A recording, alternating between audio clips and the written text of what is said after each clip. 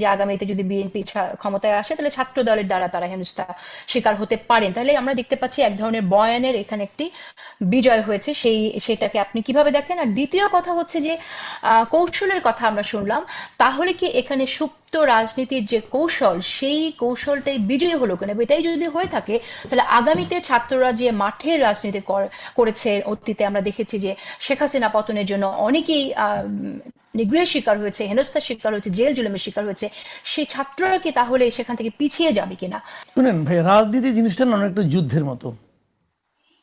তো কে পিছাবে কে অগ্রসর হবে এটা যার যার রণকৌশলের উপর নির্ভর করে। যারা সামনের দিকে ছিল তারা কি গুপ্ত রাজনীতি করে নাই? তারা কি ছাত্রলীগের সঙ্গে ছিল না? হাসনাত আবদুল্লাহ কথা বলেন, আপনার ইয়ের কথা বলেন, যে কি বলে সার্জিসের কথা বলেন, এরা কি কখনোই ছিল না? এরা কি শেখ হাসিনার জয়গান গায় নাই? গাইছে। এখন এখন তারা অনেক কথা বলে, এটা বলতেই পারে। আমি কোনোটাকেই মানে করছি না, একদম বাতিল করে দিচ্ছি না। কারণ অনেকগুলি আছে। প্রধান কারণ হলো ছাত্ররা তাদেরকে ভোট দিয়েছে, তারা জিতছে, ছাত্রদল হারছে, হারতেই পারে। এখন এক জায়গায় হারছে, হারার পর আমরা ওইভাবে দেখেছি। তারপরে যখন দেখা গেলো পরপর কয়েক জায়গায় হারলো, তখন আপনাকে বিশ্লেষণ করতে হবে যে ছাত্রছাত্রীরা কেন ছাত্র দলের উপর আস্থা রাখছে না, তারা কেন শিবিরকে ভোট দিচ্ছে। ওই বিশ্লেষণটা করেন। ওই যে জেনারেশনটা, ওই জেনারেশনটার মধ্যে কেন এই চেঞ্জটা আসলো, ওই চেঞ্জটা ভালো কি মন্দ সে আলোচনায় কিন্তু আমি যাচ্ছি না। তাদের কি প্রয়োজন তারা বুঝে, ওটা আমি আপনি বুঝতে পারবো না। আমার ওই বয়সী বাচ্চাটা কি বুঝে ওটা তো ও কিন্তু আমার কাছে জিজ্ঞাসা করে বুঝে না। সে যেখানে কমফোর্ট ফিল করে সে সেখানে যায়। কারণ তার কেন কমফোর্ট জোনে পরিণত হলো সেটা কি কখনো আমরা বোঝার চেষ্টা করেছি? দেখেন সেটা কেন হলো আপনি কি মনে করেন? হ্যাঁ, আমি বলি আপনাকে একটা গুরুত্বপূর্ণ কথা আব্দুল্লাহ ভাই বলে দিচ্ছেন যে সরকারি দলের প্রতি একটা আতঙ্ক ছিল। তারা মনে করেছে যে হয়তো আগামীতে বিএনপি যদি ক্ষমতায় আসে তাহলে হয়তো ছাত্রদলের মানে সরকারি দল হবে, কাজে তারা তাকে চায় না, এরকম হতে পারে একটা কিছু।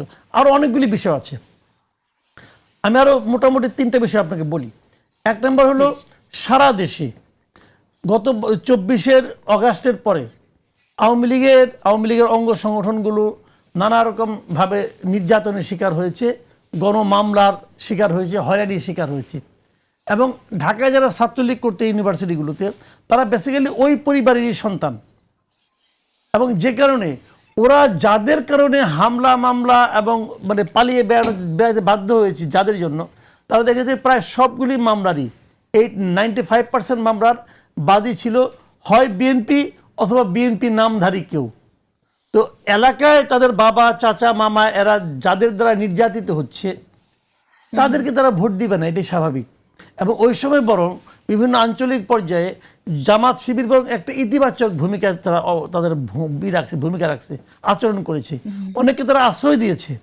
কাজে এই বিষয়গুলো কিন্তু এখানে হয়েছে। এখানে সে কারণে আপনি ধরে নিতে পারেন নিশ্চিতভাবে যে ছাত্রলীগের ভোট একটাও ছাত্রদল পায় নাই। এখানে ছাত্রলীগ ভাই আপনি সংগঠনটাকে নিষিদ্ধ করছেন, ওতে কি হয়েছে?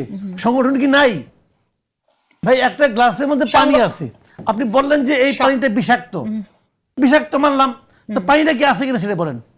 পানি তো আছে রে ভাই, পানি তো আছে। কাজে এটা তো উইবা যায় নাই। কাজে তারা তো এখানে ছিল, তারা ভোট দিছে। একটা জিনিস। আর 2 নম্বর জিনিস যেটা খুব গুরুত্বপূর্ণ জিনিস, সেটা হলো রাজনীতির টাইপটা চেঞ্জ হয়ে গেছে। ওই যে আগে যে জিন্দাবাদের রাজনীতি ছিল ভাই, ওটা ওনার চলবে না। হেলাল ভাই এখানে আসেন, হেলাল ভাইকে আমি বলি জিনিসটা ভাই, ওই রাজনীতিতে চলবে না। এখন হলো ওয়েলফেয়ার পলিটিক্স আপনাকে করতে হবে। আপনি আমার জন্য কি করছেন অথবা কি করবেন সেইটা বুঝে আপনাকে আমি নেতা বানাবো।